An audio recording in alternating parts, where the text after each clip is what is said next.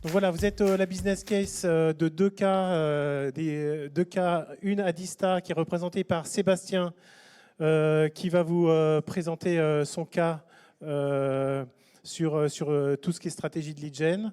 Et ensuite, vous aurez Nicolas, qui est chez Toshiba et qui va présenter son programme de lead gen avec les vendeurs. Donc moi, je suis Olivier Emmer, je suis président de la société Leadseed. Et je vais juste introduire, pour vous laisser le plus de temps à Nicolas et à Sébastien de présenter leur cas. Donc je veux juste poser le point sur les difficultés qu'on a tous d'attirer les clients, d'attirer leur attention, de les engager. Et on voit bien que les défis de ces acheteurs-là, et notre défi à nous en tant que marketing et vendeurs, c'est le temps qui est consacré aux fournisseurs est de moins en moins important. Ils font leurs recherches eux-mêmes. Et en plus, ils recherchent une interaction personnalisée. Donc, si ce n'est pas personnalisé, ils ne vont pas aller plus loin dans leur interaction. Et c'est des grandes tendances qu'on voit sur le marché et la grande problématique qu'on voit. Donc l'expérience que vous allez donner à vos clients est hyper importante. Et pour nous, il y a 4 piliers importants dans cette expérience que vous devez donner. C'est un, il faut que ça soit une expérience de qualité, de très grande qualité. La deuxième, il faut que ça soit pertinent, il faut que ça soit vraiment sur vos propositions de valeur, sur comment vous réglez les défis des clients et des acheteurs. Ensuite, il faut que ça soit engageant, c'est-à-dire que quelque part, que vous redonnez quelque chose pour qu'ils s'engagent dans cette interaction. Et enfin, truc très important, c'est plus vous allez personnaliser cette interaction, plus vous allez avoir de l'engagement. Donc le but en fait de cette expérience, c'est de transmettre à vos vendeurs des leads dits qualifiés, hautement qualifiés, et qui soient acceptés par les vendeurs. Donc nous, on a développé une plateforme de contenu qui est basée sur une solution simple, c'est donner pour recevoir. C'est-à-dire que pour pouvoir personnaliser, il va falloir récupérer de l'information. Donc il va falloir le questionner, il va falloir demander. Comme n'importe quel vendeur ou quel marketing, il faut commencer par demander à votre acheteur potentiel, à votre prospect, des informations. Donc via un questionnaire, on va lui poser des questions sur ses besoins, sur ses défis, sur sa situation, en fonction du sujet qui est traité.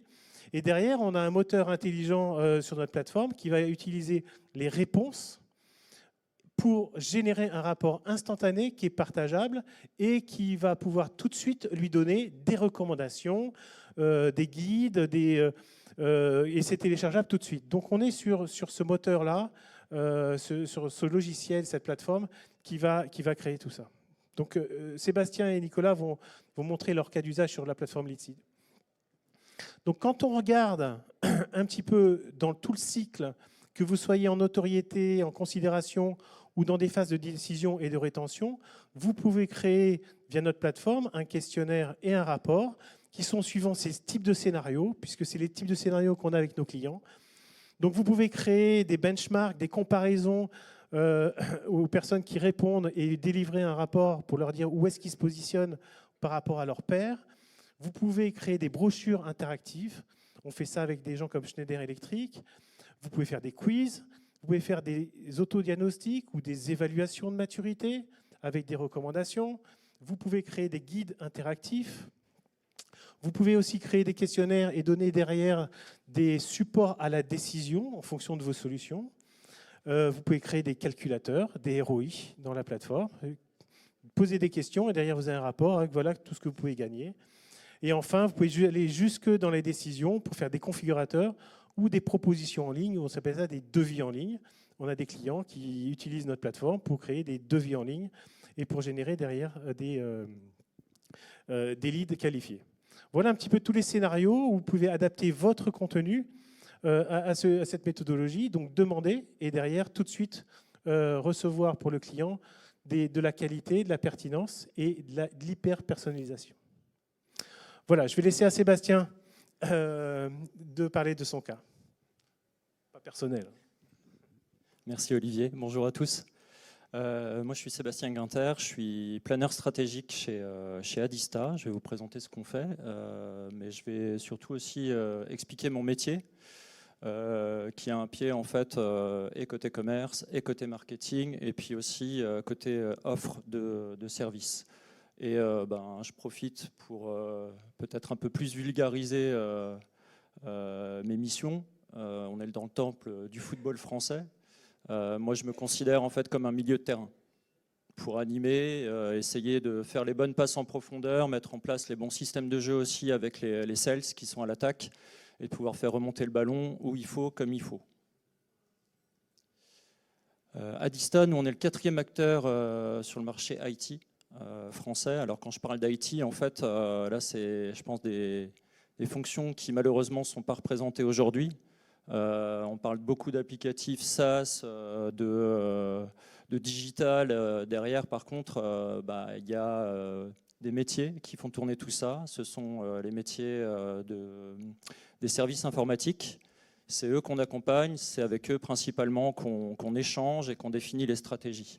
Donc ça va en fait aussi bien de la mise en place des réseaux adaptés. Tout passe par Internet. Aujourd'hui, votre application, votre site e-commerce, si il n'est pas bien connecté, il y a 0 vente. De la même façon, s'il n'est pas hébergé au bon endroit, avec le bon cloud pour les bons usages, pour pouvoir être résilient, c'est mort aussi.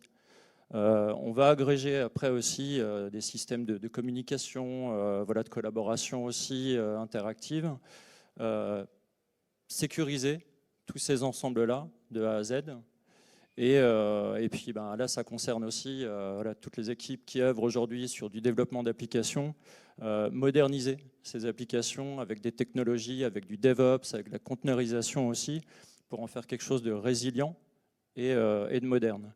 Et depuis ce matin, on parle beaucoup d'IA. On est aussi spécialisé sur l'IA, alors avec une expérience historique sur Microsoft 365. Et donc, moi, je suis plutôt concentré sur l'IA Copilot et pas du tout ChatGPT, même si il y a quand même beaucoup de sang commun. Alors, notre mission à nous, chez Adista, c'est d'essayer en fait de prendre en charge la complexité informatique avec les décideurs. Mais cette complexité, elle n'est pas que technologique. Depuis la crise Covid, en fait, ça a été significatif. Les responsables informatiques et toutes les organisations se sont pris une grosse charge. Tout le monde s'est rendu compte en fait de sa dette technologique et de la vitesse à laquelle elle pouvait les compenser. Mais il n'y a pas que ça en fait. Il y a d'autres directives qui arrivent aujourd'hui. Je pense à tout ce qui touche aujourd'hui à l'empreinte carbone, la CSRD. Il y a aussi des contraintes qui arrivent comme la directive NIS 2 sur surtout le scope cyber pour protéger des activités sensibles.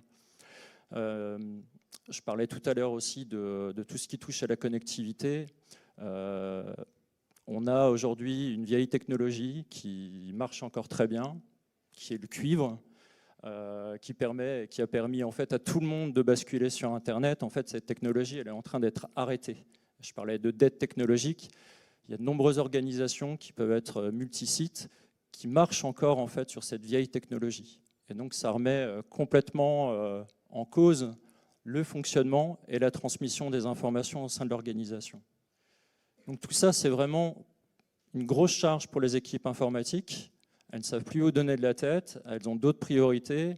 Et jour après jour, il y a encore une nouvelle crise qui vient se superposer en fait. Elle ne se succède pas, elle se superpose. Donc il y a vraiment des gros choix à faire. Et on voit aussi une multitude de technologies qui arrivent avec un rythme accéléré sur la courbe du hype cycle. Tout ça, en fait, il y a une problématique de temps, il y a une problématique de compétences aussi pour un moment les appliquer. Et c'est vraiment compliqué de pouvoir les décrypter. Et entre le côté waouh, l'IA, c'est génial et tout ça, est-ce que mon organisation, elle est en capacité en fait de pouvoir aujourd'hui l'appliquer? Et au-delà de tous les fantasmes, en fait, quand est-ce que je pourrais la mettre en œuvre? Et par quoi je commence?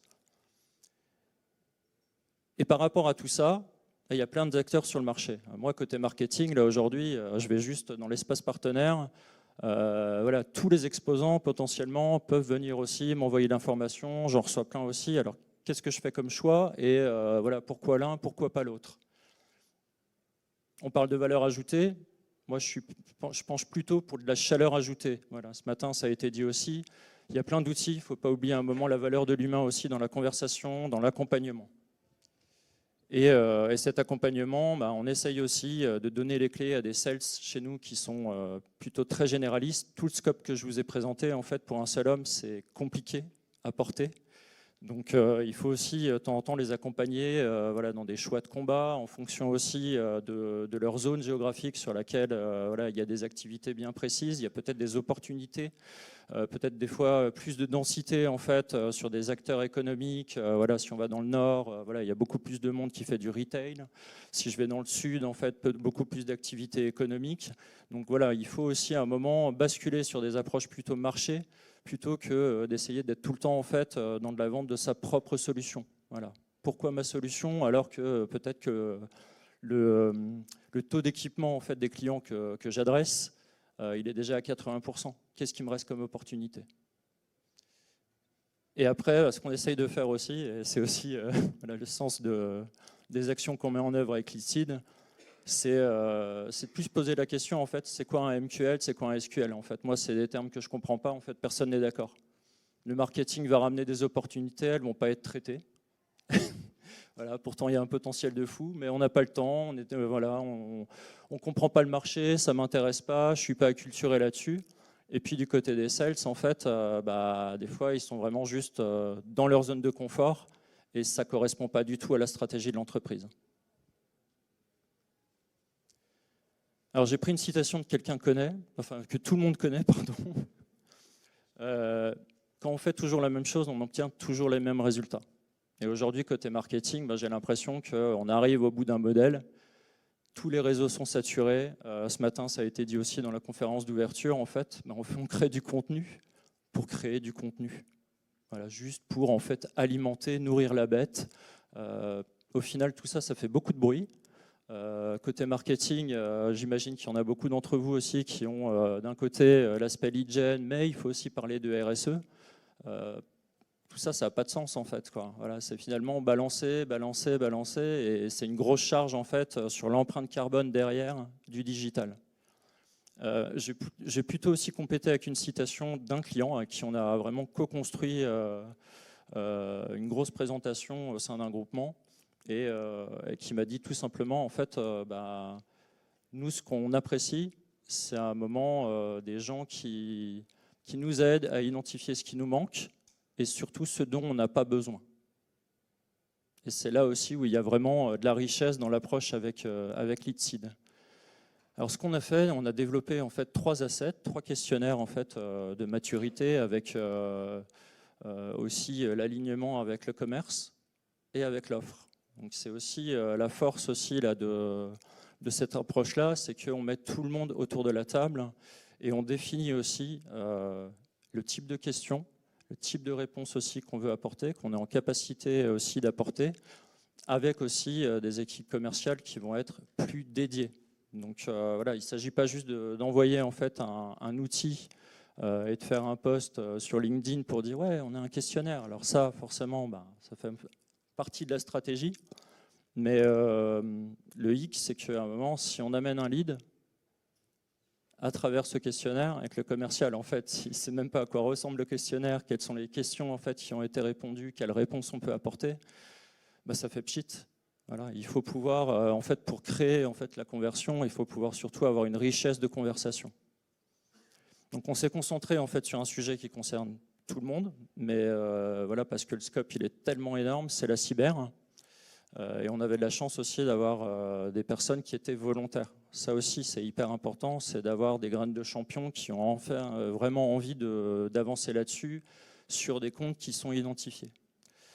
Microsoft 365 aussi, parce qu'aujourd'hui, il y a un scope tellement large, tellement d'usages possibles, et puis des questions aussi autour de la gouvernance de la donnée, de la structuration, de l'exploitation, que ça nous permet aussi d'avoir énormément d'informations sur ce que fait l'entreprise, comment elle le fait, et la maturité aussi de la direction par rapport à ça.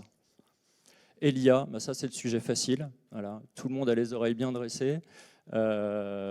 Pour nous, ce n'est pas de vendre de l'IA pour vendre de l'IA en fait. On va plutôt essayer d'accompagner sur une feuille de route, de se positionner. Je reprends en fait voilà, cette notion Leadseed, le nom il est génial parce que voilà, on plante, c'est des sujets qui sont super longs à mettre en œuvre et on se positionne avec ça, avec énormément d'informations pour pouvoir accompagner pas que la direction informatique.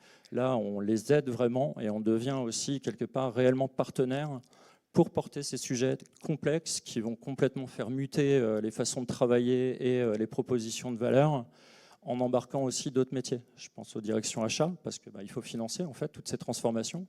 Je pense aux directions marketing, aux directions métiers aussi. Et surtout, là, c'est vraiment un sujet de direction. Voilà, il faut avant tout aussi que les décideurs en fait, au-dessus intègrent, comprennent bien l'IA et au-delà de la comprendre, en fait, l'utilisent eux-mêmes. Alors, moi, quand je parle ROI, en fait, je ne m'intéresse pas forcément tout le temps à ce que ça ramène, parce qu'on est peut-être trop dans l'immédiateté du résultat. Pour moi, c'est important en fait, qu'on développe des outils qui soient intéressants, en fait, qui soient pris en main par les commerciaux. Nous, on a une force commerciale à peu près de 150 personnes. Si on essaye d'embarquer tout le monde en même temps, on n'ira pas bien loin. Alors, je sais que... voilà, seul, on va vite, ensemble, on va plus loin, mais on va pas très très vite. Voilà. Et je prends cette image en fait de parcours. On a fait le choix en fait d'avoir une stratégie d'inbound classique et de continuer en fait à relayer en fait ces questionnaires aussi qui sont hyper riches, mais avec pour résultat c'est qu'on convertit seulement 10%. Donc ça fait partie de la stratégie, c'est les indispensables, on a besoin de se faire voir. Par contre, on est aujourd'hui sur plutôt une approche d'account-based marketing et là, d'avancer en petits groupes. Moi, je les appelle les éclaireurs. On va repérer le terrain, on essuie des plâtres, on en discute aussi avec Olivier et on essaye aussi, au-delà juste du sujet techno, d'essayer de contextualiser par rapport à des verticales en fait, qu'on essaye d'adresser. Là, par contre, en fait, ça change tout. Parce qu'au-delà d'amener de l'expertise sur juste de la technologie, en fait, on va se concentrer sur les problématiques, les enjeux, le contexte en fait, des activités. Il y en a plein qui bougent. Si, je ne sais pas, je prends l'industrie, peut-être, voilà, comment vous faites par rapport à telle norme. On est aussi sur le secteur du notariat avec beaucoup de choses qui ont bougé à un moment et pour la peine où ils vont être dépendants des directives en fait, des hautes instances. Donc là, il y a des choses à appliquer. Comment on fait pour les appliquer? C'est encore en fait une complexité en plus. Donc dans le discours, en fait, on comprend en fait leurs enjeux au global et ça dépasse en fait juste la problématique informatique, mais c'est vraiment la stratégie d'entreprise. Et pourquoi LeadSeed? En fait, moi, je crois que j'ai déjà répondu. C'est vraiment une approche, on va détailler et voilà, je leur dis, la force c'est de pouvoir aussi remettre en fait, différents acteurs autour de la table. Ce n'est pas juste un outil marketing. Voilà, il faut que ça réponde aussi, qu'il y a un engagement côté commerce et on y arrive parce qu'on a des personnes en fait, qui viennent nous dire aussi, mais moi en fait mon retour terrain, c'est ça. Les no-go que je me prends en fait, ils sont là-dessus. Et peut-être qu'à un moment, on n'apporte pas les bonnes réponses. Et ce qui fait qu'on arrive à désiloter complètement aussi nos services. Merci beaucoup. Donc, si vous voulez avoir des contacts avec eux, scannez. Et dans ce cas-là, vous demandez contact avec Sébastien et Nicolas. On est sur le stand 17. S'il y a quelques idées à retenir, c'est utiliser le marketing de contenu et investissez dedans, et notamment sur le Give to Get. N'hésitez pas à demander à vos clients pour pouvoir leur restituer de la valeur, pour que ça soit engageant. Et puis après, utilisez le maximum de canaux marketing et vente. Ça va du l'inbound, l'outbound, l'ABM et les vendeurs qui sont des véhicules justement pour délivrer cette valeur. Voilà, je vous remercie beaucoup.